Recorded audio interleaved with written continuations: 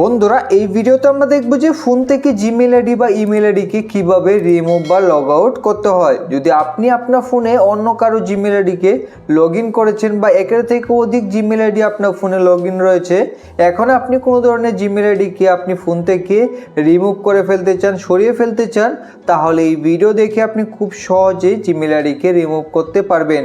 তো এর জন্য আপনাকে সবার প্রথমেই ফোন থেকে এই জিমেলকে ওপেন করতে হবে। তো জিমেলকে ওপেন করার পর এখন এখান থেকে আপনারা জিমেলের প্রোফাইলে ক্লিক করে দেবেন। জিমেলের প্রোফাইলে ক্লিক করে দেওয়ার পর এখন আপনি নিচে এখানে দেখতে পাবেন manage accounts on this device. তো এখানে আপনারা ক্লিক করে দেবেন। ক্লিক করে যখন আপনি নিচে আসবেন, এখানে আপনার ফোনে লগ ইন থাকা সকল জিমেল আইডি এখানে আপনি পেয়ে যাবেন। এখান থেকে আপনি যে জিমেল আইডিকে রিমুভ করতে চান তার উপরে ক্লিক করবেন। ক্লিক করে দেওয়ার পর এখন এখানে আপনারা রিমুভ অ্যাকাউন্ট দেখতে পারবেন। আর যদি এখানে রিমুভ অ্যাকাউন্ট না আসে তাহলে এখানে হয়তো থ্রি ডট থাকতে পারে আপনার ফোনে।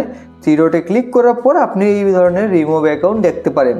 তো এখান থেকে আপনারা রিমুভ অ্যাকাউন্টে ক্লিক করে এখন এখান থেকে আবার রিমুভ অ্যাকাউন্টে ক্লিক করে দেবেন। তাহলে সেই জিমেল আইডি কিন্তু আপনার ফোন থেকে রিমুভ হয়ে যাবে।